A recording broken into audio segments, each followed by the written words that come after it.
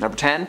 Tragedy. One of the more truly tragic revelations since the book's release is the fact that Megan suffered a loss very late in her journey as a mom. Within the final pages of the poetry book, Megan describes the heartbreaking pregnancy loss that she suffered with her fiance Colson Baker, better known as MGK. Megan told Kana Whitworth from ABC News that she had never been through anything like that before in her life. She has 3 kids already, so it was very difficult for both of them, and it sent them on a very wild journey together and separately and together and apart, trying to navigate what everything means and why it happened. Megan has made it clear since day one that this is not some expose memoir that you're going to sit down and read for 20 hours on end. This is a collection of truth told through her words. A story that needed to be shared or it was going to make her sick. She's dealt with physical violence from exes, manipulation, tragedy, all these things that she's had to deal with alone or behind closed doors. While she never names any names in her book, we still feel our hearts ache and wrench when she reads a single sentence. Number 9. Addicted to Boys. The title of Megan's book of poems is called Pretty Boys Are Poisonous and is filled with multiple excerpts regarding her past relationships. One thing that she's spoken about briefly in interviews about this book is the fact that she was addicted to boys and had a history of getting together with her co-stars. She told Drew Barrymore on The Drew Barrymore Show that when she was young, she was really rebellious and wild, always running away to fall in love with a new flame, aka every single co-star. She added that at the time, she felt herself to be a free spirit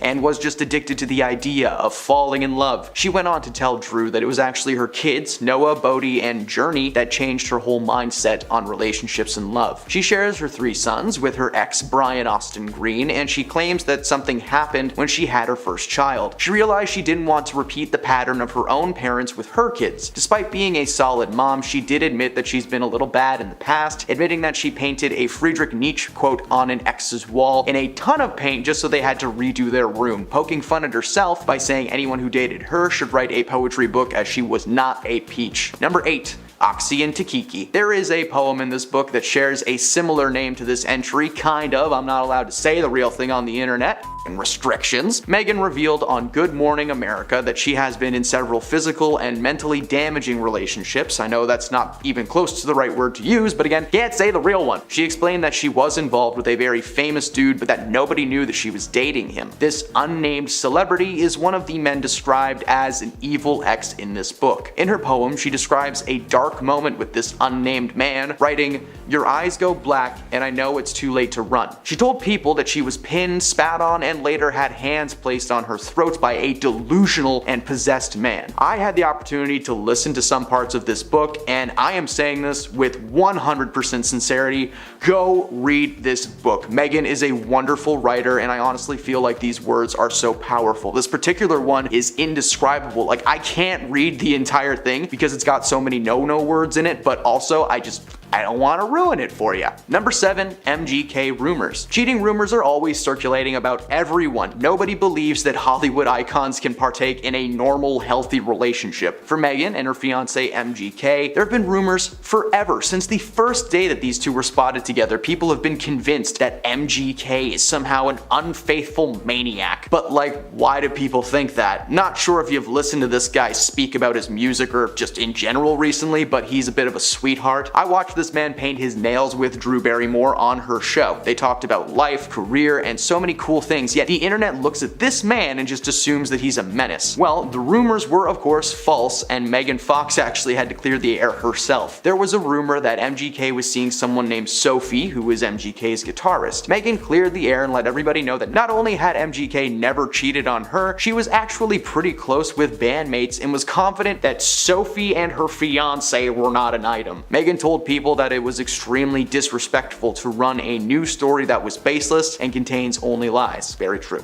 Number 6. 2009 Golden Globes. Now, this isn't a revelation from a book, but it's something that she had to go through publicly, and it does deserve to be mentioned. In 2009, comments started flying left and right after Megan Fox was spotted acting a little bit strange at that year's Golden Globes award ceremony. She explained that during the event, she was placed at a table with Blake Lively and the Jonas Brothers. In the center of the table was a bottle of Moe Champagne. She went through multiple glasses of that very quickly. At the time, she was not much of a no-no juice indulger, but following her actions at the event, she decided to quit for good. She actually had herself a good old-fashioned blackout at the event, but the parts that she does remember are not great. She went on the red carpet and said a lot of things that apparently got her in a ton of trouble. In a clip from 2009, Meghan can be seen walking around telling people how nervous she was to be there and that she was on the verge of tossing up her cookies at any moment. She also made a ton of comments on her female co-stars, nothing bad. Just one quote I found in particular was her expressing how much she wanted to have Salma Hayek's chest. The evening was also a bit strange as people were wondering where her husband at the time, Brian Austin Green, was. She told people that he was a man with an ego and that he didn't want to be her date. Number 5.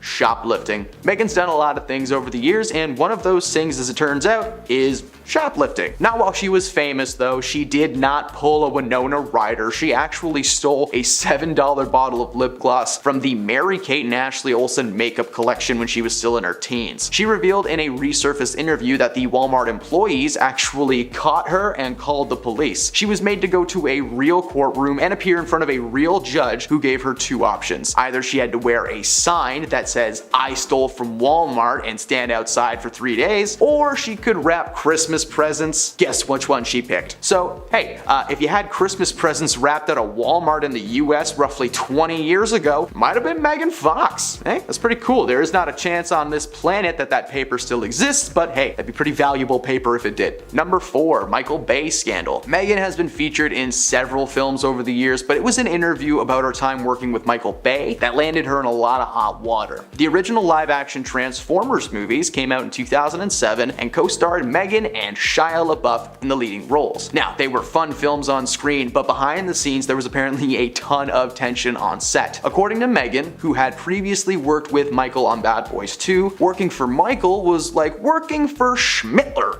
Fun fact, if you had sh in front of someone's names, you can say it online. Loophole. Of course, Michael didn't appreciate being compared to like one of the worst men in human history, so many speculated that her being left out of the third movie might have had something to do with this behind-the-scenes drama. She went on to call him bland and claimed that he had no personality or social skills, which is just plain rude. I don't know why she had to say that. When the comments were made public, her career began to slowly suffer. Not only was she written out of the Transformers series, but she was forced to make a public apology and retract her statements following the slew of backlash. She took a few years off, but Michael himself later acknowledged that there were missteps on both parts and accepted her retractions. But the pair were able to patch things up and work together on the live-action Teenage Mutant Ninja Turtle movies from 2014. So, yay us! Number 3, Me Too movement. As some may remember, the Me Too movement began back in the mid-2010s and acted as a conduit for performers to speak out against their fellow Hollywood peers and, actually have their voices heard. Many celebrities were outed, and the situations with them are so bad that I can't even say their names. But I can make up new ones. People like Bill Cos, Harvey Hamburger Shop, and Kevin Spaceman were at the forefront of these allegations. Megan was actually left out of this conversation at the time, and it was mainly due to her being annoyed at Hollywood. She had actually been trying to out some of her peers for years, but according to Megan, she was ridiculed every time she actually spoke up. For Megan, she had already expressed how uncomfortable she felt on certain sets, especially Bad Boys 2, where she was under a waterfall at the age of 15, and claims that she had tried to bring attention to the misogyny that exists in Hollywood long before the movement existed. However, the movement only made her a bigger punchline. Even when she attempted to branch out into more female-led projects, she was apparently met with similar ridicule. She claims to have never felt truly included in the movement, but believes in it nonetheless. Number 2, lied about LA. Celebrities indulge their stories all the time. Most careers are literally built on the foundation of lying for money. While Megan may be great on screen, she's apparently a wonderful liar off screen as well. During an interview with GQ a while back, she detailed her wild nights out when she first moved to Los Angeles, detailing a specific club that she used to attend regularly called The Body Shop. Inside, she met a woman named Nikita and fell hard. Megan explains that she would buy her things, frequent the establishments, and a few other steamy details that I can't get into. However, a few years later, the story was revealed to be heavily indulged by Megan herself. herself. She said that the story was true, but she might have exaggerated some of the aspects for fun. For instance, she made it seem like the relationship between herself and Nikita was physical or romantic, but that just wasn't the case. She just had a crush and they got along. Simple as that. And at number 1, legendary. While in attendance at the highly anticipated battle between Conor McGregor and Dustin Poirier at UFC 264 in 2021, Meghan made some observations about the former president, Donald Trump. During an interview with Jimmy Kimmel, she revealed that the entire audience was in awe of this man attending the event. She said that when he entered, it was to a ton of applause, and that he was surrounded by tons of Secret Service agents, to which she said Trump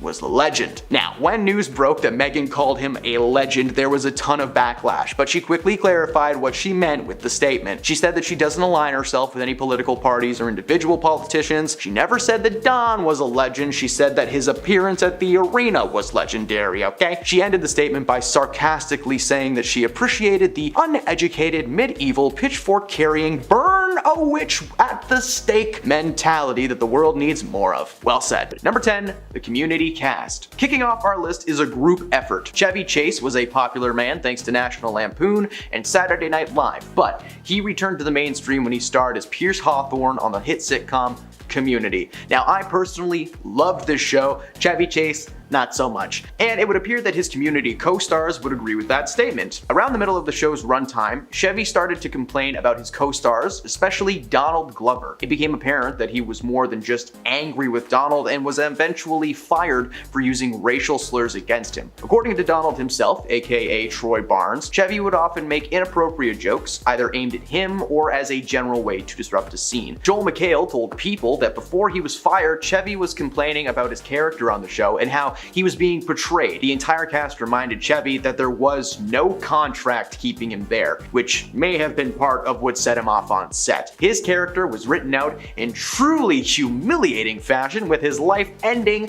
after feeding his geese too much, if you know what I mean. He was playing with his ding-dong. Number 9, Tyrese Gibson. It's no longer a surprise to anyone on the planet that James Franco is a bad dude. His negative vibe can actually be traced back to 2005. James and Tyrese Gibson starred opposite each other in a 2005 dramatic piece called Annapolis. The story followed Franco's character wanting to attend the titular Naval Academy and entering into a boxing tournament against some of the Navy's best and brightest. His main opponent was, of course, Tyrese Gibson. Throughout the majority of the film, James and Tyrese would regularly practice their choreography for their final fight of the film. Now, method acting is one thing when you just pretend to be someone else all the time, but it's different when you're literally punching your co-star for real. Instead of the normal film choreography allowing actors to fake hit each other, Franco was throwing real punches left and right without warning. Gibson tried to be civil at first and just asked him to lighten up, but Franco ignored him and continued to box his little heart out.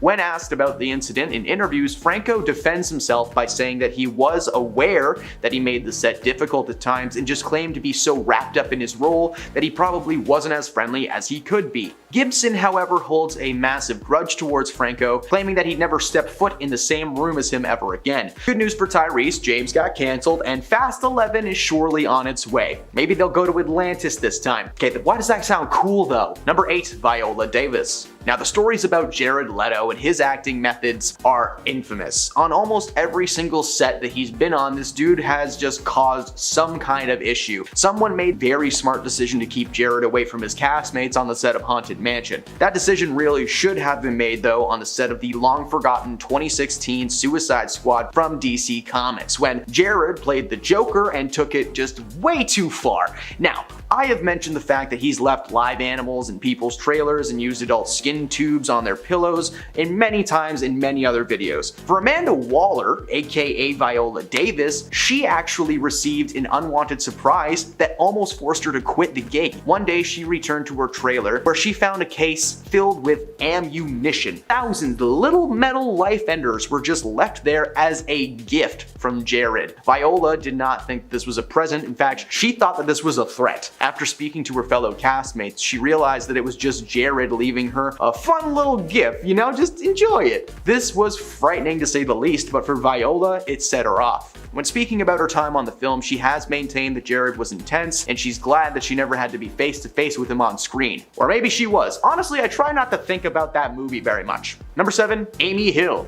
Yeah, baby! This one's shagadelic. Despite being a Canadian treasure and the man behind some comedy cult classics like Austin Powers and Wayne's World, Mike Myers is apparently a menace on set. According to his Cat in the Hat co-star Amy Hill, Mike had handlers dress his entire trailer and work area in tenting. Apparently, he didn't want anyone to physically see him. Honestly, that's fair. If I was in a cat suit with an actual plastic bum crack in it, I would want to hide too. His reputation as a difficult Donnie may have something to do with Hollywood basically blacklisting him from appearing as a lead in anything thanks to The Love Guru, which, again, I try not to think about that movie. Of course, he recently starred in his own show called The Pentaveret, which aired on Netflix, a show where he was forced to play half of the cast because he couldn't get more people to work with him. Or maybe it's because of The Love Guru. Honestly, it's a bad movie, who knows? Number 6, Latto. Latto debuted a new song at Coachella earlier this year, a catchy tune that a lot of fans are calling a direct diss towards Nicki Minaj. The big energy rapper provided fans with a fun dance track packed to the brim with shade. Rapping the lyrics, snitches acting like they're running it, they really ran through. She thought I would kiss her ash, but she mustn't have took her meds. Can you tell I'm not a rapper? Latto ended the song with several clues as to who the song was about, including some ad-libs like, say she got a problem, imaginary smoke, you said it's up, then put on the floor. I honestly would love to quote everything that she sang or said about Nicki, but it just does not sound right coming out of me. I mean, just listen to how I say the word snitch, like the true Harry Potter geek that I am. In the past, the two had a very public battle on Twitter with swear words and shade being thrown left and right. After Coachella in 2022, these two fell out even harder. An all-out verbal war had begun with the two now entangled in a lifelong feud that may never fade. Now, I'm not sure who the rude one is in this case. I will let you be the judge because you're probably a fan and I'm not. Number 5, George Takei. This one is for all of you Star Trek fans out there. Please just live long and prosper and enjoy this video. Now, the world will surely be well aware of this long-standing feud between William Shatner and his Star Trek co-star, George Takei. This feud has lasted over 50 years, and according to George, boils down to William being a prima donna attention hog the entire time he was on set. Over the years, George has always been very vocal about his opinion on his fellow Star Trek cast and crew. Most of the time, he has nothing but nice things to say and claims to have made lifelong friends from the project. But there is one that he despises: William Shatner. William Shatner was the bane of everyone's existence on set. He loved being the center of attention, and he was very self-involved. He wanted everyone to know who he was. William actually responded to these claims, telling people that he believed his Star Trek co-star was damaging his good name for publicity's sake. Why would a man who's barely acted in 30 years suddenly want to bash you for fame and glory? That doesn't make sense. I don't know if anyone's noticed or not, but William Shatner hasn't done much either in a while, other than petition to go to space for real. Number 4, Dwayne Johnson. Dwayne and Vin Diesel first met on the set of Fast 5, the 5th Fast and Furious movie. They're really great with names. This was Vin Diesel's 5th movie, while it was Dwayne Johnson's first, not just in the franchise, but in acting in general. Now, at first, everything seemed to be okay with these guys. Fast 5 made a ton of money, and they asked Dwayne to come back for a 6th and 7th installment. However, something changed in 2016 when in a now deleted post called one of his fellow Fast 7 co-stars a candied bum, only he didn't say bum, man, I wish I could swear. He actually said a word that rhymes with grass. Rumors began to fly that he was more than likely referencing Vin Diesel. Rumors proven true only a week later. Following the premiere of Fate of the Furious, Johnson posted to Instagram thanking all of his fellow cast members by name, but he left Vin Diesel out of it. It was later confirmed by Michelle Rodriguez, their co-star, that there was a massive amount of tension on set. They were bros at first, but as time went on, the franchise evolved, and so did their egos. They fought constantly over who should get more screen time, more money, who was the real lead, toxic stuff like that. To keep both of the actors happy, Johnson was given a spin-off movie where he co-starred with Jason Statham, and Vin Diesel was left right where he belongs with his family. Number 3, Meryl Streep. Dustin Hoffman is a very easy man to spot. Not only is he a solid actor, but he has a very specific face. Mr. Megorium's Wonder Emporium, anyone? Huh? Remember that movie? I didn't until I started writing this script, and I'm gonna go watch it tonight. Despite his ability to play lovable and cheerful characters, he actually started out as somewhat of a villain. On the second day of filming his more famous part in Kramer vs. Kramer, Dustin decided to improvise a scene where he strikes Meryl Streep across the face. Sorry, let me rephrase that. Dustin Hoffman thought it'd be a good idea to slap Meryl Streep. Mamma mia, that's not okay. Get it? Because she was in Mama? I'm just gonna move on. Not only was Meryl shocked by the move, but she recalled that Dustin was also trying to use a tactic on her called emotional recall, taunting her about her late partner, John Cazale, and his illness. So just extra level of evil from Dusty. Number 2, Freddie Prinze Jr. Kiefer Sutherland is known for his roles in movies like Lost Boys and Stand By Me, and has built a nice little nest egg for himself. For a long time, he was starring in the crime drama 24. Many celebrities have made small cameos and reoccurring roles on the show, but in 2010, Scooby-Doo alumni Freddie Prinze Jr. was casted as Agent Cole Ortiz. Despite the massive success of the show, the job left him scarred, admitting that he hated every moment of it. According to Freddie, Kiefer Sutherland is the most unprofessional person in the entire world. He continued to say that he wasn't talking trash. This was something that he would say happily to Kiefer's face. Apparently, a ton of his co-stars agree that he makes filming a living nightmare. Following the end of his character's time on the show, he did slow down in the acting world, now limiting himself to voiceover and cameo roles. The odd thing was that while there was some people backing up Freddie's story, there were actually a higher number of defenders for Sutherland, claiming the exact opposite was happening. Some say he's the most professional man in the world, so if anyone watching this knows Kiefer, weigh in, write hashtag Kiefer good or hashtag Kiefer bad, and see what happens. Number 1, Rachel McAdams. The Notebook is considered to be a great romantic movie, one of the greatest of all time. In fact, oddly enough, the on-screen couple did not get along at all while filming.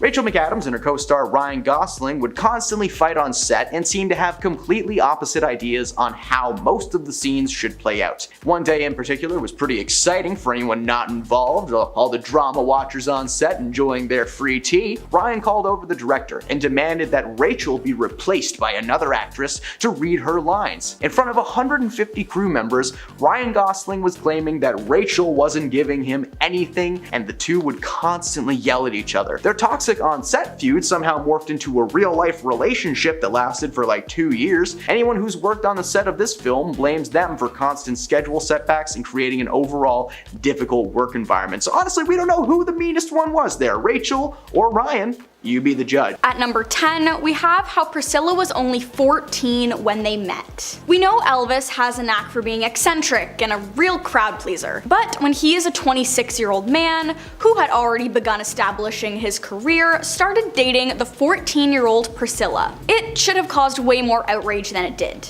In 1959, there was over a 10-year age gap between them, and she was legally still a minor. Her parents weren't too fond of the thought of her daughter dating a literal grown adult who happened to be a musician, but they begrudgingly let it slide because he was rich and famous. Priscilla and her family were living in Germany at the time, and the only reason they met was because Elvis was drafted there with the US military, seeing as he was enlisted in the height of his prime. So not only did he have an established music career, but he was old enough to be a US soldier when she was just going into high school. To add to all of this, when he was sent back to the States, he up and left her with no contact and barely so much as a goodbye. This brings us to our next point, about how he was a terrible partner. Before he and Priscilla were married, he knew exactly who he was, what he looked like, and the effect he had on young women. So, in a very scummy fashion, he would often create narratives to convince women to spend the night with him, whether it be for physical intimacy or emotional intimacy. Actress Sybil Shepherd said that she had a brief affair with him, and she was pretty disappointed. She even claimed it was highly overrated. According to Priscilla, however, he was skilled in every way except for the actual deed itself. She was raised Catholic, so maintaining purity before marriage was a must, and he abided by that, but barely. After they were married, he gave Priscilla a child, Lisa Marie, and he refused to have any sort of intimacy with her after she was born, and that is where the marriage began to fall apart. Apparently, up until his passing, he needed to have a woman in his bed, whether or not he was performing or whether or not he was married. This leads us to point number 8, about how often he really cheated on her. I mean, when you're that rich and famous, he used that as an excuse to justify his actions, which is already an awful thing to do. It began when they actually started dating, seeing as he was mucking around with 14-year-old Priscilla. He also had a spicy thing with his private secretary, who was only 19 at the time. He would often bounce around from woman to woman just to feel something different every night. And of course, he could get away with it because he's Elvis. When he left Germany and went back to Tennessee, Tennessee, he got into a short-lived relationship with Anita Wood, and she discovered he would often have wild nights with young girls. She even found a letter from Priscilla begging him to move her to the States so they could be together again. This is when Anita saw behind the curtain, and she left him shortly after. But because Priscilla was young and naive, she would have been willing when Elvis introduced new players to the game, if you catch my drift. His excuse for his unfaithful actions was that he was famous and that's just who he was, and she could accept him for who he was or leave. In a healthy relationship, that isn't a position you should ever be in, famous or not. At number 7, we have his use of substances. It's no secret that Elvis has severe substance issues. It was the 60s, so even soda pop had substances mixed in. Linda Thompson was one of his past relationships, and in her autobiography, she went into detail about what it was like being with him while he was struggling. Apparently, while they were together, she had saved his life multiple times because she found him unconscious face down on the floor or having taken too much prescription medication. She said he felt like he couldn't be harmed by the medications he was taking, even if it was far too much. She said that he had over a dozen different medication bottles on his nightstand when they went to Vegas for their first trip together. It got to a point where he would take an absurd amount of sleeping pills to sleep through the entire day so he would be rested enough to stay up all night. All the medication really did was have a hand in his passing. At number 6, we have how Priscilla was a co-producer of the movie. It isn't a dark Elvis secret, but it makes the amount of stuff he did in the movie all the more haunting. She wanted to make sure that it was both accurate and dramatic at the same time, and so that she could recreate scenes that accurately represented her time with Elvis. Priscilla's book, Elvis and Me, gave very good details about the situations she was put in, and she had no fear dragging his name through the mud, considering everything he put her through. The most interesting part is that when the casting director for the movie did an interview with Lisa Marie,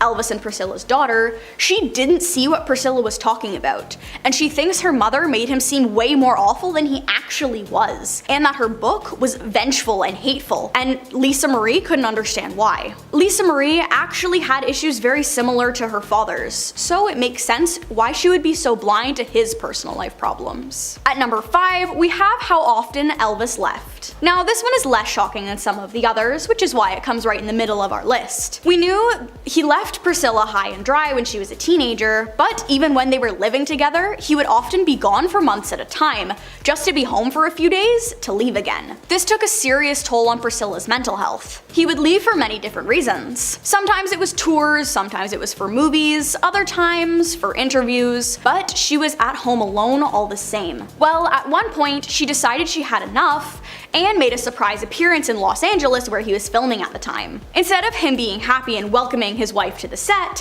he threatened her and sent her away, and said that she needed to accept that that was who he was. This should have been her breaking point, but instead she still married him, which led to a very mentally damaging relationship that only lasted a few more years before she decided it was time to leave him. At number 4, we have how Priscilla was barely legal when they were married. Now, I've mentioned it a few times in the list already that she was only 14 when they met and dated for the first time. But when he finally paid her to move in with him, she was still in high school. Her parents were very against the idea of her moving in with him across the world, but reluctantly they agreed, and she finished her final year in high school in Tennessee. But because she was living a very lavish and fancy lifestyle, being Elvis's girlfriend, she barely managed to pass her final year. They got married in 1976, which would have made Priscilla 22 at the time. She had enough time to graduate and get into the groove of adulthood. The following year, she found out she was pregnant with Elvis's child, and like I mentioned before, that was one of many stakes in their marriage. She was definitely too young to be married and have kids,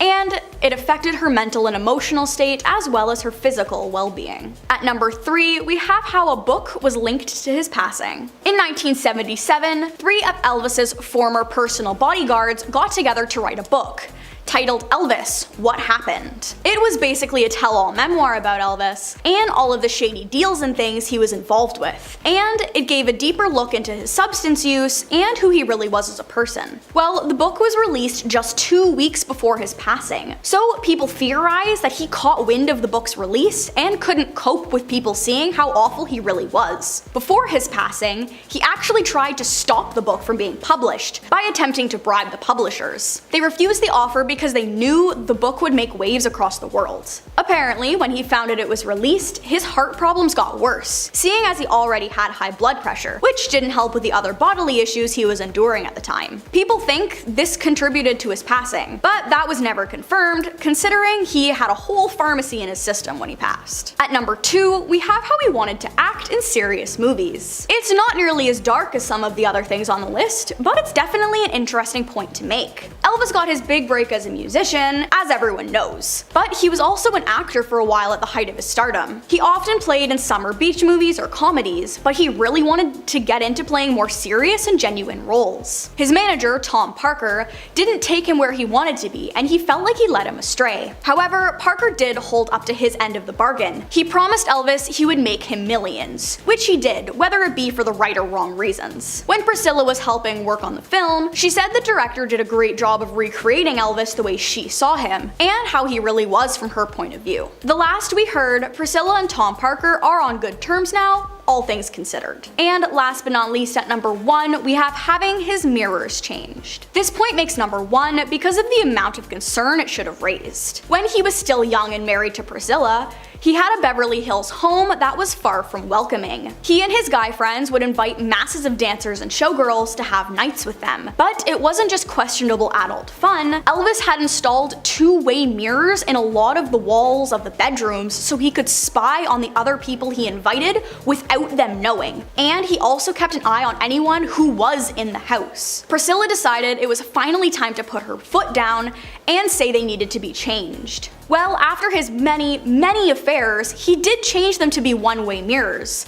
But it was so he could have full privacy in his own home, with no opportunities for anyone to secretly be filming him, or be spying on him. How hypocritical. At the end of the day, his life wasn't all it was cracked up to be, and with the release of the movie Priscilla, we are getting a better look into how he really was as a person, instead of just being the character we see on screen and on stage. At number 10, James Franco. It's no longer a surprise to anyone that James is a bad dude, but his misdeeds date back to 2005. James and Tyrese Gibson starred opposite each other in a 2005 dramatic piece called Annapolis. The story follows Franco's character wanting to attend the titular Naval Academy and entering into a boxing tournament against some of the Navy's best and brightest. His main opponent is Tyrese Gibson. Throughout the majority of filming, James and Tyrese would regularly practice the choreography for the final fight of the film. Now, method acting is one thing when you just pretend to be someone else all the time, but it's different when you're literally punching your co-star for real. Instead of the normal film choreography allowing actors to fake hit each other, Franco was throwing real punches without warning. Gibson tried to be civil at first and asked him to lighten up, but Franco ignored him and continued to box his heart out. When asked about the incident in interviews, Franco defended himself by saying he was aware he made the set difficult at times and claimed to be so wrapped up in his role that he probably wasn't as friendly as he could be. Gibson, however, holds a massive grudge towards Franco, claiming he'd never step foot in the same room as him ever again. Good news for Tyrese, James got cancelled and Fast 11 comes out soon. At number 9, Bill Murray. Sony's first foray into the world of Charlie's Angels was a massive success when it was released, starring Cameron Diaz, Drew Barrymore, and Lucy Liu as the Angels. The movie was filled with action, a bit of comedy, and one of the strangest performances ever delivered by Crispin Glover. Oh my god, that guy needs help. One interesting addition to the cast was the inclusion of Ghostbusters alumni Bill Murray as the man behind the mic Bosley. Apparently, the set was anything but a comedy after Bill found out a scene was rewritten without his knowledge. In an interview with the news outlet Deadline, Lucy Liu spoke about her time on set and the situation surrounding Bill's outburst. Apparently, he was away for a family event when a scene needed to be reshot for the film. Instead of using a stand-in, it was decided that the scene could be filmed without Murray's character being involved, so the scene went on without him. When he returned to find the change was made while he was gone, he was furious. He reportedly shouted at half the crew, including Lucy herself. At first, she wasn't sure why he was aiming his comments at her. She didn't write the scene, she wasn't the director. She asked if Bill was talking to her, which sent him into a full-blown meltdown. She decided to speak out on Bill's behavior on set, and he was ultimately written out of the sequel. Lucy is proud for speaking her mind despite being a relatively unknown actress at the time, and is glad sad that Bill's career seems to have suffered for it, because Lucy was just the first of many celebs to comment on his behavior, but let's save that for another time. At number 8, Jennifer Aniston. In 2010, Elle asked actor Jay Moore to describe his most awkward interaction with a female celebrity. Moore responded with a blind item that involved a certain leading lady who was upset to learn that he would be playing her love interest. This mystery diva reportedly yelled, "You've got to be kidding me," right to his face. He then revealed that the behavior that followed led to Moore regularly, quote, "go to my mom's house and cry." Asked if the actress happened to be Aniston, who played his love interest in the 1997 film Picture Perfect, Moore said he will never ever answer that. Well, on his More Stories podcast, he did answer that. Moore claimed Aniston pointed right at him on the first day of rehearsal and screamed, "6 guys they screen test. 6. The one effing guy I hate, that's the guy they hire." This apparently went on the entire day as Aniston kept bad-mouthing him to their co-star. Regardless of what really happened on that Picture Perfect soundstage, Moore has apparently never forgiven Aniston. In 2016, Sports Illustrated asked what was more satisfying, kissing Jen Aniston or firing Tom Cruise's character in Jerry Maguire. Moore answered, without question, firing Tom Cruise. Tom Cruise is hotter. At number 7, Jennifer Lopez. The 2020 Super Bowl saw 2 pop icons taking the stage and making the night about them and not football. Shakira and Jennifer Lopez appeared together. They absolutely slayed, and their performance has gone down in history as the most memorable and shimmy-filled night in the NFL. Unfortunately, Jennifer did not want to share the stage. Following the show, as a part of her Netflix documentary Halftime, it was revealed that she was extremely annoyed at the NFL for forcing her to share the stage when she felt strong enough on her own, literally calling it the worst idea in the world. Her main concern was the fact that herself and Shakira were meant to occupy and share the same amount of stage time as a normal solo act rather than doubling it like she assumed would happen. Solo artists are normally given between 12 and 16 minutes of stage time, with most artists using that time to do a mashup of their most popular songs. In the documentary, a clip revealed that Jennifer yelled at her music director, complaining that she had 6 effing minutes, 30 seconds per song. Not enough. The worst idea is putting multiple people on the stage. To prove her wrong, one of the most recent performances on the Super Bowl stage saw 6 major artists share the 12-minute spot. Dr. Dre, Eminem, Snoop Dogg, 50 Cent, Mary J. Blige, and Kendrick Lamar were all able to make it work and work well, but Jen couldn't even fathom the 6 minutes she had to perform. At number 6, Jared Leto. Jared Leto has been a problematic figure in the world of Hollywood throughout a majority of his career. After first gaining notoriety for portraying the character of Lane Dixon alongside Dennis Quaid and Danny Glover, Leto quickly began building up his acting repertoire with roles in iconic films like Mr. Nobody, Girl Interrupted, and even taking a turn as the Clown Prince of Darkness, the Joker, in the 2016 film The Suicide Squad, which landed him a spot on this list. Jared has always taken method acting to the extreme, losing and gaining weight rapidly over and over again. It was this film in which he may have snapped. While playing the iconic Batman villain, Leto purposefully distanced himself from his fellow actors on set, and reports are that he sent his castmates used adult toys. At one point during filming, Captain Boomerang actor Jay Courtney found a live snake in his trailer following a long shooting day. The snake wasn't venomous, but I think we can all agree that's a big old nope. In recent years, he's claimed that any gifts sent to his castmates were sent with the intent of joy and excitement and were received as such. I don't know, exposing your fellow actors to your bodily fluids and actual snakes doesn't sound very exciting to me. At number 5, Wesley Snipes. Ryan Reynolds is known for many things. He's got his toes dipped into the world of adult beverages, wireless cell phone coverage, and he's even a soccer coach. One of his most iconic roles as an actor is, of course, Mr. Deadpool himself. However, in 2008, Ryan was a part of a different Marvel movie. As some may know, the original Marvel movie that started this whole live-action comics trend was the Blade trilogy, starring Wesley Snipes as the titular vampire hunter. By the time of the 3rd film of the franchise rolled around, Wesley Snipes was just done with working on set. He hated the way the franchise was turning out, and all of his creative suggestions were quickly shut down. His main problem, though, was the fact that Blade Trinity was written as a straight-up comedy movie. The previous entries were dark action movies filled with gore and some pretty stellar fight sequences, so when Van Wilder was cast to be his co-star, he gave up. He famously refused to film several scenes unless he was allowed to keep his shades on, and apparently he was micro-napping during scenes because he just didn't care anymore. Ryan played a big part in his difficulty enjoying the shoot, making it his mission to make Wesley snap. He would constantly do bits, push things too far, just the general Ryan Reynolds chaos that we're used to at this point. At the end of the day, Blade Trinity ended up burying the franchise and was one of the most chaotic and toxic film sets of 2004. At number 4, Kiefer Sutherland. The man known for his roles in movies like Lost Boys and Stand By Me has built a nice little place for himself in Hollywood. For a long time, he was starring in the crime drama 24. Many celebrities have made small cameos and recurring roles on the show, but in 2010, Scooby-Doo actor Freddie Prinze Jr. was cast as Agent Cole Ortiz. Despite the massive success of the show, the job left him scarred, admitting that he hated every moment of it. According to Freddie, Kiefer is the most unprofessional dude in the world. Continuing to say that he wasn't talking trash, this was something he would happily say to Kiefer's face, and apparently a ton of his co-stars agree that he makes filming a living nightmare. Following the end of his character's time on the show, he did slow down in the acting world, now limiting himself to voiceover and cameo roles. The odd thing was that while there were some backing up Freddie's story, there were a higher number of defenders for Sutherland, claiming the exact opposite experience. Some say he's the most professional man in the world, so if anyone watching this knows Kiefer, weigh in. Are you Team Kiefer good or Kiefer bad? At number 3, Alyssa Milano.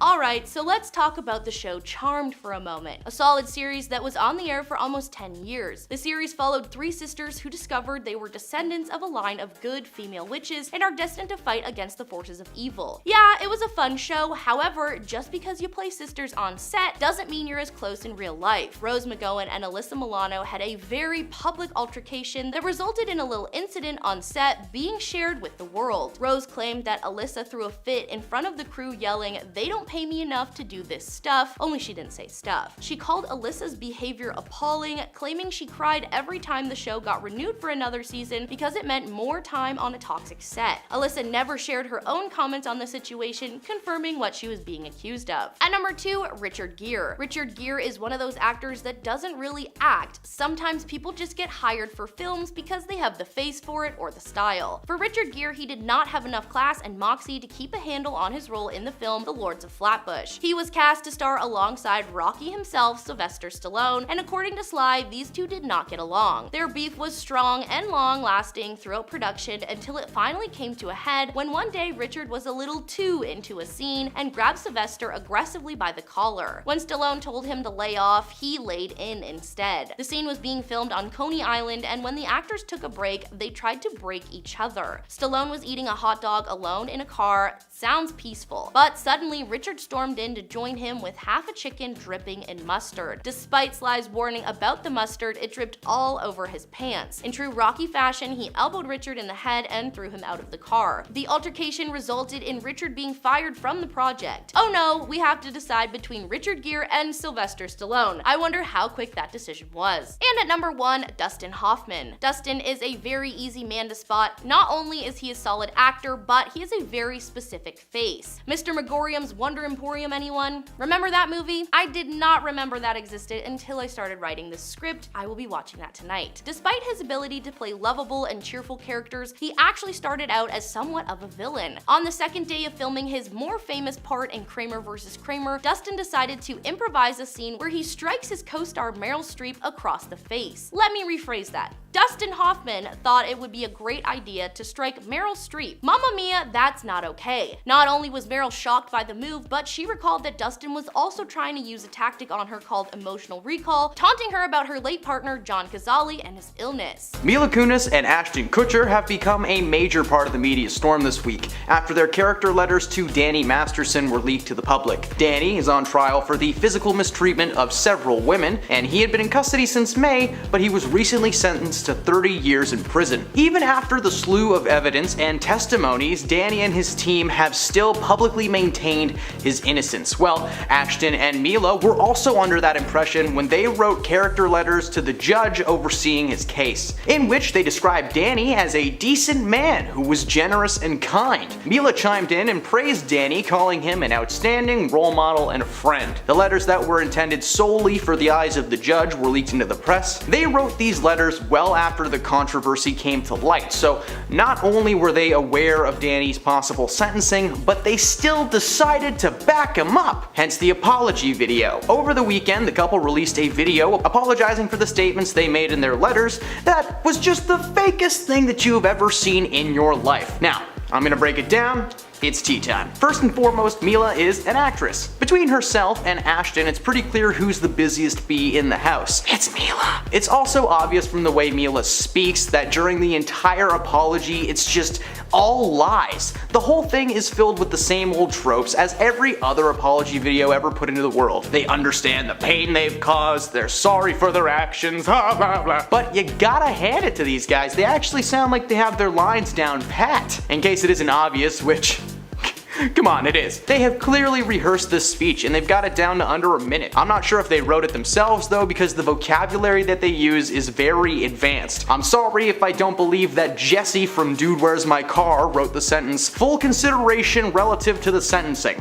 They actually might not be completely off script, however, because periodically throughout the video you can see them looking off of camera almost like they're reading cue cards on SNL. The video just proved that they had little to no remorse for their actions, believing that they were just trying to help a friend in need. At one point they say they had no intention for the letters that they had written to be seen by anyone other than the judge. So their apology was more of a, oh man, I'm sorry we got caught kind of thing. They're not actually sorry for anything they've said or done, they're just sorry that someone leaked their letters to the press. Like, listen, either apologize for something or don't, because when you try to make the whole justified apology thing, it's just plain rude. Supporting a man who is being accused by several women of something that is truly disturbing is a major red flag in our eyes. Mila looks so done the entire time, and she is overacting with each and every word she says. Meanwhile, Ashton seems just a little bit more calm, cool, and collected, but he really shouldn't be. Supporting Danny, especially when it comes to this situation, makes him look like a massive hypocrite. In case you were unaware, Ashton's been working with a company called Thorn since 2012. The company that he co-founded with Demi Moore that is designed to monitor the activity of underage folks online and prevent any criminal situations from taking place. The company has grown since and it still works to that goal to this day.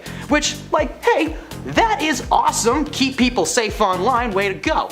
But how are you going to create an entire company dedicated to preventing the exact thing that your buddy was arrested for? Ashton has been called out by many fans and victims of violence for his hypocritical actions. There is no word on how his company is handling the situation, but so far it's not looking like they have any reason to fire him just yet. Despite his buddy Danny being charged and sentenced to 30 years, he still seems to be holding back in his apology video. The video is, after all, just like 1 minute long, so we can only imagine how much stuff that this man actually had to say. His letter was very revealing. As I'll get into in a moment, Ashton and Mila have been well aware of Danny's controversy for quite some time, yet when asked to write character witness statements, they leaped at the opportunity to defend him. Both Ashton and Mila have always presented themselves as, calm, cool, and collected people. But between Ashton's humanitarian work and Mila's career in comedy, they seemed like a wholesome Hollywood couple born from controversy. Yeah, Ashton was still married when he started seeing Mila, allegedly. But that's not my point. What we've come to learn in the last few weeks is that this couple may actually be super toxic, rude, and dismissive behind the scenes. There have been reports here and there, but they all run along the same pattern of they're terrible guests and they're always annoyed by everything. In fact, in a recent interview, past Hawk host Sharon Osbourne shared her encounter with Ashton a few years ago. While doing an interview for E!, she told the outlet that the rudest celebrity she had ever met was the guy who married the actress from That 70s Show. When the host confirmed that she meant Ashton Kutcher, she called him a, quote, rude little boy. The hosts were shocked as she went on to call him a dastardly little thing. Like, she's very focused on the little thing. She claimed that Ashton had been a guest when she was still working on The Talk. He had a very bad attitude about everything. She said he was mad from the start and asked Sharon to list her credentials, trying to play the whole I'm more established than you are, so why am I here type thing. Sharon, of course, is the Princess of Darkness, being married to rock legend Ozzy Osbourne, so she put Ashton in his place, which he did not like. It would be no surprise to learn that Ashton is a mean man off camera. Think about some of the segments on his prank show Punk'd. We just towed your car away and now you have to take the bus. Yes! You just got punked! That's a real thing that happened to somebody. on camera. Ashton is not the only bad apple in this relationship. Mila is also known for being a pretty rude individual, especially when it comes to interviews. As with many celebrities, she likes to stay busy, but busy for her is acting. It's not talking about real stuff. She is known for being easily annoyed by very simple questions. In fact, when asked how she was feeling in one interview, she responded with, "I don't talk about that for publication." Okay, a simple "I'm good" would have been okay, but whatever. Several interviewers found her to be dismissive, and she very clearly did not want to be there. Same with this apology video. Mila just looks annoyed. She's visibly confused as to why she has to make this video in the first place. Who was it benefiting? Why was it important? Well, lots of people, and for several reasons. They apologize for a lot of things in this video, but as I previously touched on, they don't actually say Danny is a bad guy and we know that now. They apologize for the pain that the words that they've said have caused, claiming the goal was never to denounce the testimonies given in court. For these guys, it was just a letter about their buddy from that 70s show. But let's talk about that 70s show for a moment, because it was not all peaches and cream behind the scenes either. That 70s show was a popular sitcom that helped launch several careers, including Mila, Ashton, and Danny. Danny was of course on this show, but it turns out that the allegations against him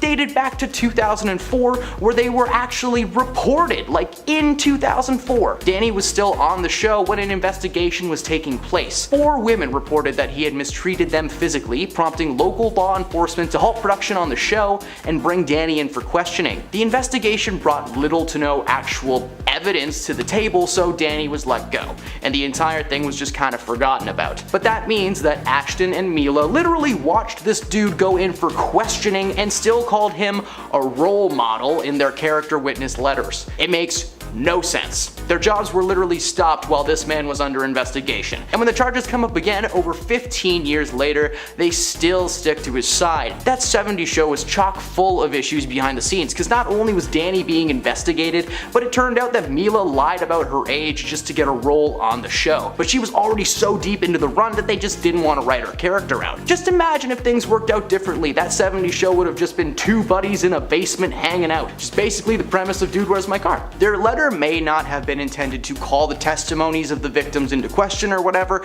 but that's what happened. Plus, yeah, it's definitely what you were trying to do. The media has been covering the situation for a long time. Danny was brought into custody in May, but the allegations were actually brought up as far back as 2017. Between 2017 and now, Ashton and Mila have still decided that this man is a good dude and a role model. I still can't get past that statement. Role model for what, not doing the right thing maybe? Yeah. The apology only makes the entire situation that much worse. The overacting that takes place combined with the obviously fake apology makes them look even worse than they already are. It was just them telling us how sorry they were that things turned out this way. In an alternate universe, the letters made their way to the judge untouched, leaving Ashton and Mila to live in blissful ignorance. Now, there are so many reasons why this apology is meaningless and why it's so obviously a fake move made for like press coverage or something, from the bad acting to the cue cards to the "I'm sorry we got caught" angle. This is just the worst thing that these two could have done. One of the most loved actors in the world is finally back on his feet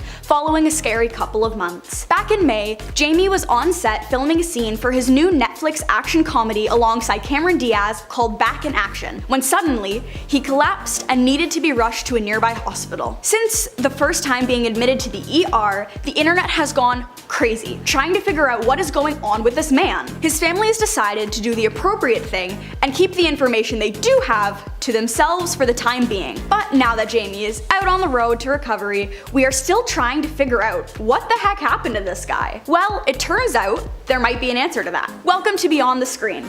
I'm Dana, and this is the dark secret exposed about Jamie Foxx's hospitalization. Before we get into the truth, let's talk about some of the insane theories that the internet cooked up while he was away. The first and foremost theory is that Jamie was being taken out by a rival for exposing the behind-the-scenes truth about some of their more interesting get-togethers. Over the years, Fox has been very close to one man, P. Diddy. Sean Combs, aka P. Diddy, is a famous rapper and music producer, with many of his albums like No Way Out and Forever being certified platinum time and time again. However, if you received an invite to Diddy's house, you were more than likely met with some rules, one of which is don't tell anyone what you've seen or done here. You see, it turns out that Diddy would regularly host, let's say, extravagant events at his home for those celebrities who needed to blow off some steam and who hadn't come to terms with who they really were on the inside yet. Fox was invited to attend said parties, but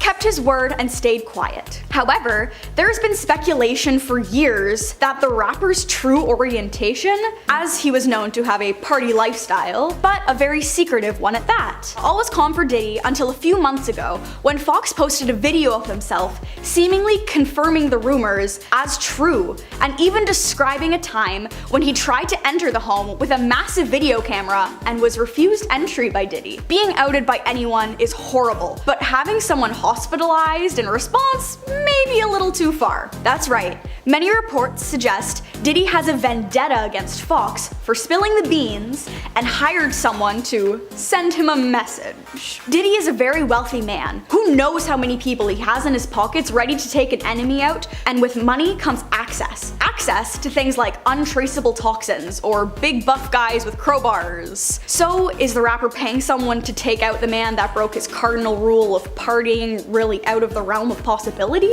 That's just one theory. Another theory was presented by gossip columnist AJ Benza. He made the claim on the reality TV show Dr. Drew that Fox was forced to take a certain vaccine, which caused him to contract blood clots in his brain. Just for anybody who thinks that happened, it didn't happen. In fact, the claim caused even more nutcases to come out of the woodwork, claiming there was ample evidence to support the theory. Apparently, Jamie had received the jab just before filming started on the project. That's it. That's all the evidence they've got. Several conspiracies began to rise, claiming he was paralyzed or blind now, but as addressed in his video, that's far from the case. Jamie has addressed the main reason there was so much secrecy around his condition was thanks to the large amount of breathing tubes sticking out of his chest. While he didn't get into too many details, the tube comment, combined with the sudden collapse, is leading to many people thinking he may have suffered some kind of stroke on set. The unfortunate reality is our brains are extremely sensitive. Every part of us as human beings exists in this little dome of wrinkly goo we've got on the top of our bodies. There is a number of reasons someone may have a seizure that has been proven to be causes, not just theorized. With that in mind, it's not really crazy to think that Jamie may just be one of the millions of people who suffered like this in their lifetime. Up until the start of the shoot, Jamie seemed perfectly fine, but then again, the late and great Chadwick Boseman also seemed fine when he was playing Black Panther, but we now know that he was undergoing a difficult battle with cancer that unfortunately took his life in August of 2020. You can't see a lot of brain illnesses. Instead, they tend to be hidden underneath the surface of our skin. A lot of performers and members of the Hollywood community are probably suffering from a number of hidden illnesses that are really none of our business, but become public if they perish. While he may have partied a lot in his younger days, it wasn't nearly as bad as some of his fellow performers that have led relatively easy lives following their stunts with substances. Robert Downey Jr. inhaled every narcotic presented to them over the years, and he was still able to play Iron Man for 11 years without one single health scare. It was announced via his PR team a few weeks ago that he was being moved to a facility that specialized in treating stroke victims. While this isn't confirmation that he had a stroke, it highly suggests it, because I'm not sure what other things one would go there for. The ice cream, perhaps. While Jamie has still remained relatively quiet about his condition, he did give us a bit of information by not giving us any. In his most recent update video, he lays to rest several of the rumors that were plaguing the internet, ranging in everything from him being blind or paralyzed to a shot giving him a stroke. But the one rumor he never actually addressed is the P. Diddy conspiracy. The most talked about and shared possibility on the internet. The one that so far has the most supporting evidence. Why he would not say, hey, just wanna say, Diddy didn't do it. Can we get that hashtag going? That's it. End of story. He just brushed past it and continues to be cryptic and moves on. Now, let's say Sean did have nothing to do with it, and let's say this was some kind of medical illness, undisclosed to the public. Now, that would mean that Mr. Fox is suffering from something much deeper in his bones. Let's do a little detective/doctor work. Let's consider the possibility that Jamie Foxx is in fact human, which we can surmise would mean that he can get sick. Exhibit A. When Jamie collapsed on set, this was without warning. Something inside has physically ceased to function. When he was brought to the hospital, he was unresponsive and cold. The only solid information we know is that this time, he was unconscious for 3 days before finally springing awake. Exhibit B. One of Jamie's friends, Mike Tyson, was on a podcast only a month after he first checked into the hospital. Now, these are the words of Mike Tyson, so I'm not sure if they should be taken literally or with a grain of salt. But according to him, he's heard through the grapevine that Jamie had a stroke. While that information was not confirmed, it was the general consensus. Left and right, celebrities saying stroke, stroke, stroke, like they're Olympic swimmers. Exhibit C. A doctor that has treated Jamie in the past released a statement towards the end of April claiming to have some insight on his medical history. According to the doctor, Jamie suffers from high blood pressure, which can lead to blood clots forming in the brain and causing a stroke. The doctor went on to say that the situation was a long time coming. If they hadn't acted as fast as they did, the world may have lost Jamie Foxx. This confirms the most realistic theory the world has had. Jamie had a stroke that was more than likely caused from stress from the film Back in Action. The Back in Action film had suffered filming setbacks from the beginning. Not long after production began, the cameras started to roll. Fox had the project paused after he discovered a crew member was plotting to steal $50,000 from the actor's personal accounts. He reported this to the police, and the bosses of the shoot ultimately had the production halted to allow a full investigation to take place. The investigation led to a member of the staff being fired, as it was discovered they had been linked to multiple attempted scams on celebrities over the years. This wasn't the only crew member to be fired, as Fox reportedly snapped on set following the incident, firing several crew members that has been described as an all-out witch hunt. If that wasn't bad enough, the movie was being filmed in England, a notorious difficult place to shoot thanks to their ever-changing weather. Unfortunately, the revelations that Jamie has bad blood pressure means that he may have to start taking a break from the world of action comedies, a genre that he has not only been thriving in, but that he actually seems to work in a lot. Jamie was literally brought back into the world of Marvel in the third Spider-Man movie, No Way Home. He also has a deal with Netflix to be their breadwinner for the next few years. If Back in Action ends up being his last time in the genre, what else is he gonna star in? Which brings me to my final topic of the video. Now that you've gotten this far, from the bottom of my heart, thank you. It means a lot when you actually watch and enjoy these videos. I know this is titled Dark Secret, so please don't be upset that he wasn't taken out by the Illuminati or something. Real life can be just as dark as make-believe. Now that Jamie is back on his feet and acting once again, we are curious to see what his first project will be after Back in Action. Will he be nominated for another Oscar? Will he be in a live-action SpongeBob movie? The possibilities are endless. Regardless of what he does next, we are very happy to see that Jamie is back on his feet and ready to work. While he still won't confirm exactly what happened, at the end of the day, that is his business. And if he wanted to show us pictures of himself with tubes coming out of his chest, that would be kinda weird. Number 10. Rihanna. Riri is a rude lady, according to some of her fans at least. A fan shared their story of a co-worker who experienced firsthand just how cold she can be. They told Hollywood Insider they had won free tickets and backstage passes from a radio concert. When it came time for the co-worker and her kids to meet Rihanna, she was sitting at her makeup booth and just refused to face them. When the young fans asked if they could get her autograph, she instructed a nearby backup dancer to forge her signature before just shooing them away like an actual villain, like, "Oh, you want my love? Shoo." In 2016, she further added fuel to the fire when she shared a photo of a young fan wearing a dress inspired by Rihanna's Wile E. Coyote themed costume that she had worn at an awards show a few years prior. She wrote, "Dark thought rises," with the hashtag PromBat. She shared that post with millions of people, alienating countless fans and ruining one fan's prom memories for the rest of their lives. By the way, I looked it up. If someone calls you a thought, slap them across the face 3 times. Number 9. Scarlett Johansson. Scarlett is an incredible performer, but did you know that she was terrible to her fans?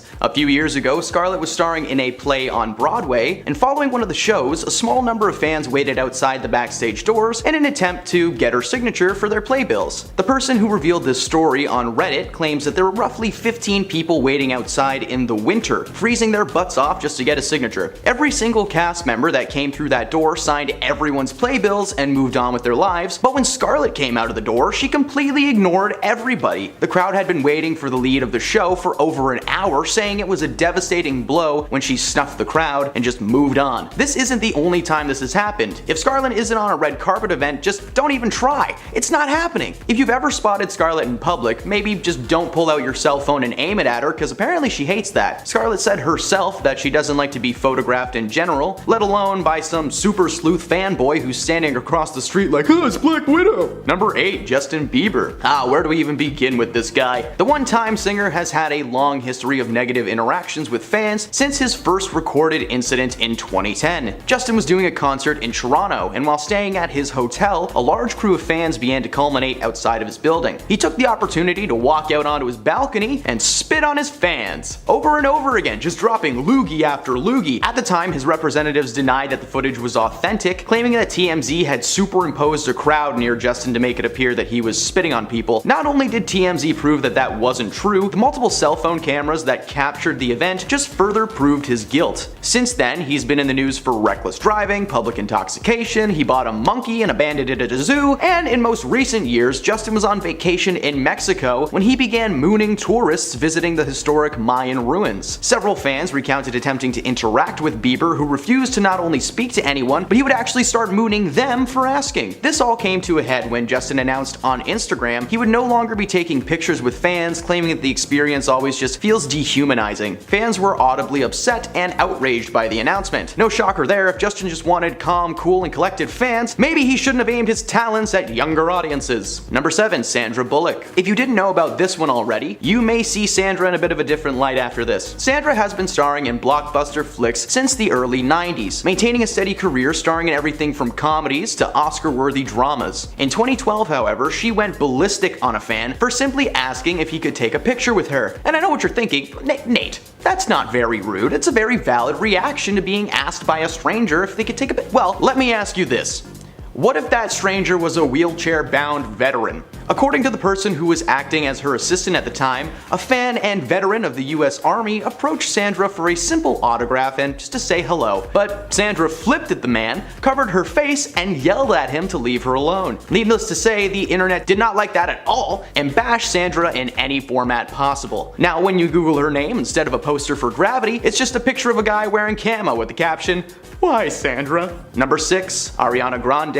Ariana first rose to fame as an actor on the hit Nick series Victorious as the lovable, dim-witted redhead Cat Valentine. Since then, she has gone on to have one of the more successful careers in recent pop history. With all that fame, though, apparently comes arrogance, as she's also known to define the word diva. She once left a meet and greet because she didn't like the way the photos were turning out, and those people paid hundreds of dollars, and she was just like, ew. In 2015, a video surfaced of Ariana visiting a California donut shop. The owners were beyond excited to see her until she started licking donuts and putting them back on the shelves. According to the shop owners, those donuts were never paid for and had to be thrown away. They really should have preserved them though and sold them online. Some people are weird. This incident alone got her nixed from performing at a White House event despite multiple public apologies. The darkest of stories comes from a Hollywood insider and has not been confirmed to be 100% true, but the man in question was working with Ariana at a signing event. She was all smiles until the event was over, and when they entered the elevator, according to them, her first words as the doors closed were, "I hope they all frickin' perish." While we hope that's not true, would it really be all that surprising? I mean, she's hiding some anger, right? Number 5, Madonna. The queen of pop has a reputation for being cruel to her loyal subjects. One Reddit user claims to have seen Madonna signing "FU" instead of her name on fans' posters, but that was apparently not an isolated incident. According to the Daily Mail, Donna berated her fans in 2015 for having the nerve to be upset with the artist for showing up an hour late to her own concert in Manchester, England. She grabbed the mic, called them all impatient B-words, and told them to shut up. If that's not bad enough, she singled out a fan at a separate concert not long after that, and the fan was brought on stage and asked to sing "Open Your Heart" with Madonna. But when she didn't know the lyrics, the pop queen popped off.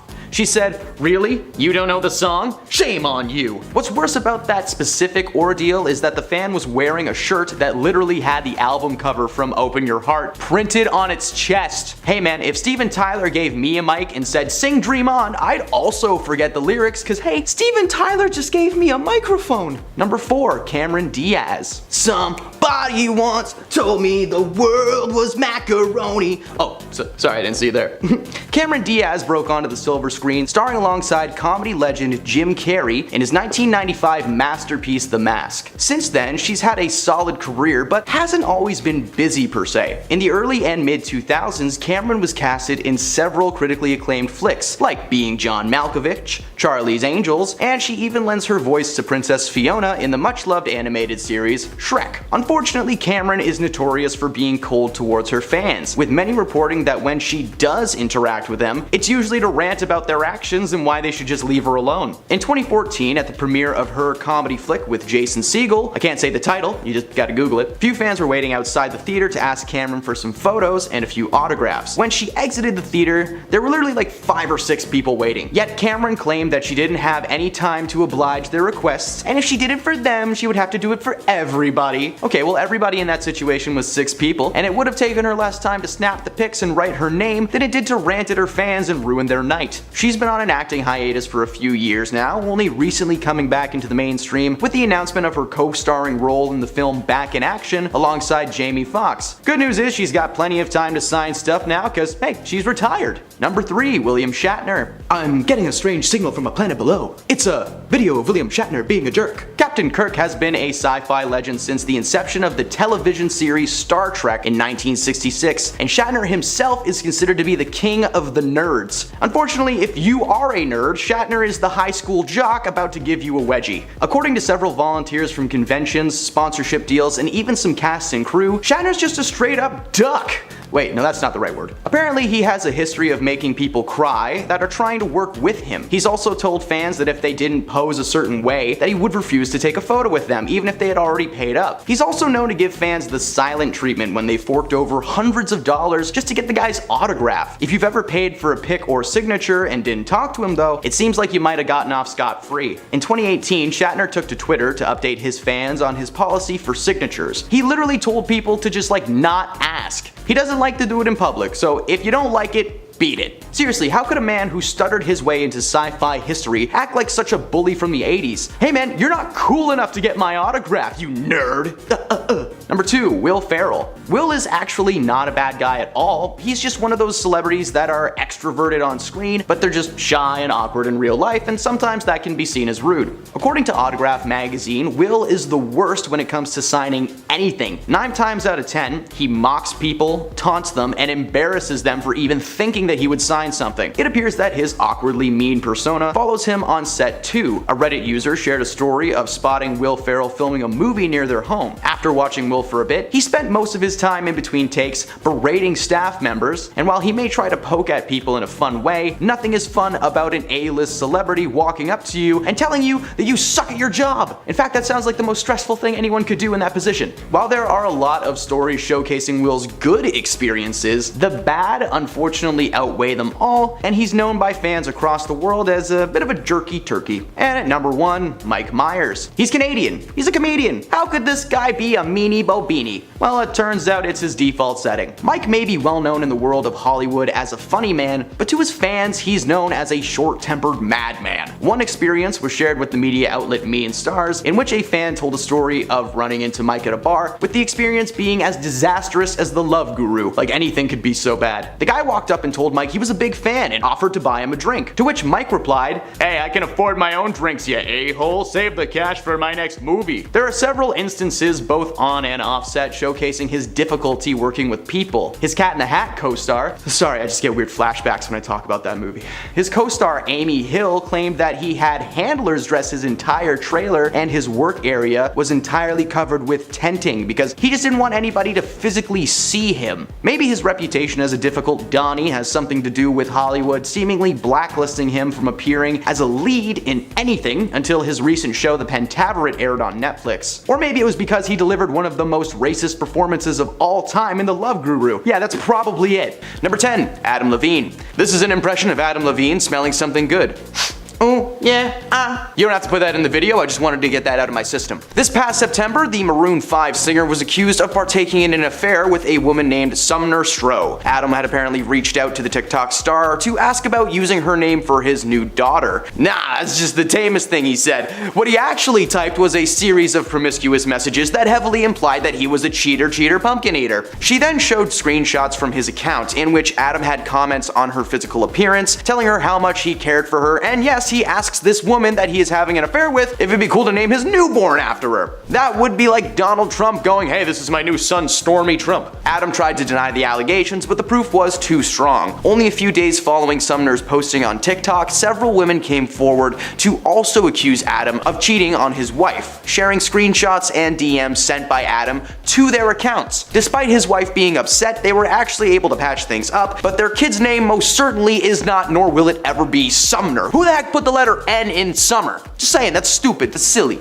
Number 9, Jonah Hill. Unfortunately, it would appear that the once funny man turned Oscar nominee is actually a jerk. Recently, a news article broke thanks to his ex-girlfriend Sarah Bradley, showing evidence that Jonah was emotionally damaging towards her during their relationship. The couple first got together in 2021, meeting on the beach as she was a surf instructor. According to a series of texts between Sarah and Jonah, it's obvious that he is very mentally manipulative. He tells Sarah to remove any photos of herself surfing from Instagram that showed her bum in a thong, and when she did that, he told her that it was a good start, but that she didn't really seem to get her point. He was being very manipulative, saying that, he made his boundaries clear, that she refused to let any of them, sink into her head. He was basically claiming that she didn't hear anything he was saying, but what he was saying was just complete trash. In another screenshot, Jonah showcased his plans and his simple conditions for maintaining their relationship, including stating that he didn't want Sarah surfing with men, which is like half of her job. He wrote a massive list of boundaries and rules that were clearly him trying to control everything that Sarah did. At one point literally saying that she can't post pictures of herself in a bathing suit. Okay, cool, what's she supposed to wear to the beach then, man? Nothing? Alright, birthday suit it is. Sorry for anyone hoping for that 23 Jump Street movie, Jonah Hill is officially being cancelled. Number 8, Nicki Minaj. Nicki has been pegged as an opinionated woman for a long time. Throughout most of her career, Nicki has been unable to keep her opinions to herself. She called out fellow musician Miley Cyrus during her hosting gig at the 2015 MTV Music Video Awards. She's taken a swing at Cardi B, and she officially exposed herself as mean and dumb when she decided to express her opinions on the events of 2020 online. You see, Nicki was one of the many people in the world who were under the impression that the world's top doctors are just trying to microchip us with medicine. She joined the massive online debate after contracting the cold vid and being forced to miss out on the Met Gala, calling the event controlled. Apparently, you needed proof of the jab to get in, and Nicki did not get the jab. She was afraid too after her cousin had supposedly become impotent following his jab. Because yes, the government's goal is to microchip us and take away our ability to have kids. They already did that. If you ever have a cell phone in your pocket, it's kind of the same thing. It's a listening device, a baby stopper, and a computer all in one. Needless to say, this was the last straw for many fans who called her actions ridiculous and misguided and have officially weaned her out of their lives. Number 7, Taylor Swift. Taylor's tyranny of torment must end now. Taylor Swift has made a name for herself as a person who thrives on the ending of a relationship. Since the late 2000s, Taylor has been making millions in the music industry. Her songs like Love Story and 22 are anthems to many. The catchy tunes tend to come from a place of so-called heartache, however. Taylor has thanked her exes on several occasions for inspiring the songs that made her who she is today. People like Tom Hiddleston, Harry Styles, Jake Gyllenhaal, they've all had a part to play in the inception of some pretty solid bops. The argument can and should be made that Taylor needs to just relax though. She's made several songs that were good without the need to berate an ex, and some of these songs are pretty revealing. Imagine if after every breakup you've ever had, a song popped up on your phone by U2 that was called Why They Left You. Remember when U2 tried to jam their music into our ears? That wasn't fun. Recently it was announced that Taylor had gotten together and split up with the 1975 frontman Matt Healy. While people were just surprised that these two were even together in the first first place, the truth was revealed. Not only does she have terrible taste in men, but she's actually just really mean. Taylor has apparently been bashing Maddie for months and only using him as a way for her to boost her power. It's not confirmed that she is mean yet, like she hasn't come out and actually called anyone names on camera, but come on, we all know, Tay-Tay, we know who you are. Number 6, John Mayer. The new light singer who burst onto the music scene with 2001's Room for Squares quickly became known amongst the world of late night television as a man who loved to hear his own voice, meaning that he will not stop talking once you let him go. Because of this, his filter seems to just shut down the moment that he speaks, because over the years, John has been known to exhibit toxic behavior. He has spewed several racist remarks, and he has been accused of cultural appropriation. In 2010, he said a lot of creepy and misogynistic things in an interview with Rolling Stones, but that was just the start. You see, by 2023, it was revealed by none other than his ex, Jessica Simpson, that he was a truly manipulative and toxic dude. When she called out John for his mistreatment during their relationship, several big-name former lovers came forward to share their stories. By the end of this past winter, John had officially joined the list of canceled artists in Hollywood history, as nobody was buying the whole "hey, your mom's gonna love me" thing that he had going on. Now it's more like an "I'm dating your mom" kind of vibe. Number 5, Marilyn Manson. Alright now, I know sometimes we here at BTS like to judge books by their covers, but can we agree that this book's cover has all the information you need on it? Marilyn Manson, who looks like Johnny Depp and a Muppet had a baby, was a very famous musician before his true nature was revealed. In 2021, Westworld star Evan Rachel Wood named Marilyn Manson as the man who had allegedly attempted to force himself on her. She shared the truth via Instagram, claiming that she wished to share the information before he was able to cause harm to anybody else. According to Evan, Marilyn had been in her life since she was 18 and he was 36. Their friendship turned to relationship and they were briefly married in 2010. Marilyn tried to deny these situations ever taking place, but a massive number of other women came forward to share their experiences with Marilyn over the years. This culminating in some truly terrible things that I am not gonna get into right now. Thanks to Evan's pursuit of the truth, which took nearly 4 years to see through, Marilyn was eventually taken down. Between 2021 and this year, over 15 women have come forward to back up Evan's claims and canceled this demon man for good. Good God, he's horrifying to look at. Number 4, Will Smith. In 2022, Chris Rock was hosting the 94th annual Oscar ceremony when he decided to make a joke about Jada Pinkett Smith. Rock expressed his excitement to see her in a fictional G.I. Jane movie, which, in the grand scheme of comedy, is not that mean. Clearly, this dude's never seen a single celebrity roast in his life. Immediately following the joke, Rock stood on the stage in confusion because Will Smith made his way up there and he suddenly just slapped Chris across the face. Now, first this was seen as a joke, but quickly proven to be a real reaction thanks to Will screaming at him from his comfy chair. The night was ruined, and to make things worse, an hour later, Will Smith won the Oscar for Best Actor in a Leading Role. During his speech, he gave a half-hearted apology for his actions, before claiming that the situation was due to his months of portraying the father in King Richard on set, leaving him with an extreme paternal sense to protect his family. Yeah, that's not a good excuse. "Oh, I'm sorry I ended this guy's life. I've been pretending to be Freddy Krueger for 6 months. It's not my fault." By the time February 2023 rolled around, his career had officially been canceled, along with his wife, who was also exposed as a manipulative and overall just strange woman. But we've got a whole series on Jada on this channel, so if you want to see that, check it out. Number 3, Chris Pratt. It's a him, Mario. For some reason, Chris Pratt has had a massively successful career since first starring as the lovable Andy Dwyer on the hit mockumentary series Parks and Recreation. Since then, he starred in blockbuster giants like the Jurassic Park trilogy, the Marvel Cinematic Universe, and yes, he is now the voice of Mario for some reason. I don't know, I don't get it, it doesn't work well. This guy is unstoppable, but hopefully that's not true. You see, Chris was almost a part of the Me Too movement, but he somehow escaped our radars. In 2023, he was involved with an organization called the Hillsong Church. This mega church is known for being notoriously anti-LGBTQ+, and at one point their church's former leader Brian Houston actually went out into the public and shared their beliefs with the world. And could you imagine it? He got torn to shreds. You know, metaphorically speaking. Gosh, I wish it was physical. While it was only ever rumored that Chris was involved with the controversial group, it was confirmed by his ex-wife and fellow actor Anna Faris that he certainly wasn't against their beliefs. According to her, Chris denied ever being a part of that church until 2022, when they were no longer as powerful and he could simply claim ignorance. While Chris is still going strong in Hollywood, the truth will soon be revealed and Chris is certainly going to land himself on the long list of canceled A-listers. Number 2. Alec Baldwin. The star of films like Glengarry Glen Ross and Cat in the Hat, sorry, it's twitch when I talk about that movie, Alec has been in a number of successful projects, but he recently was under fire after the accidental slaying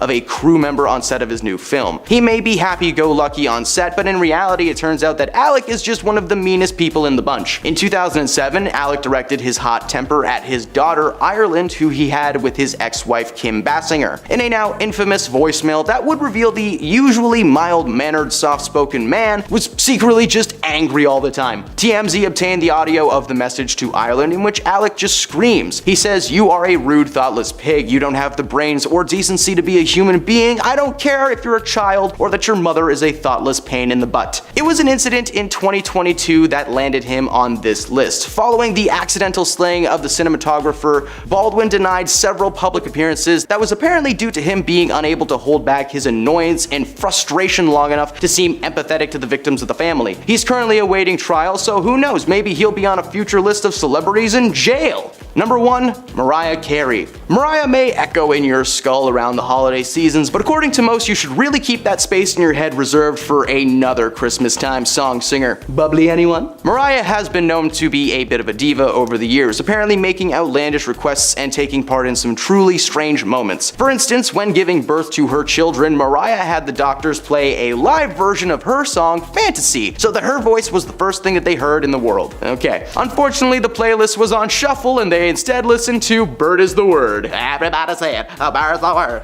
Nah, I'm just kidding. That would have been fun though, but it probably would have scarred them for life. She's walked out of presidential events because she wasn't the center of attention. She makes people speak to her via a whiteboard the night before a performance just to keep her voice clean, and literally makes someone roll out a red carpet for her as she walks out of vehicles at events. Like that lady from Guardians of the Galaxy. It's literally just someone's job all day to walk around Mariah being like, I'm sorry.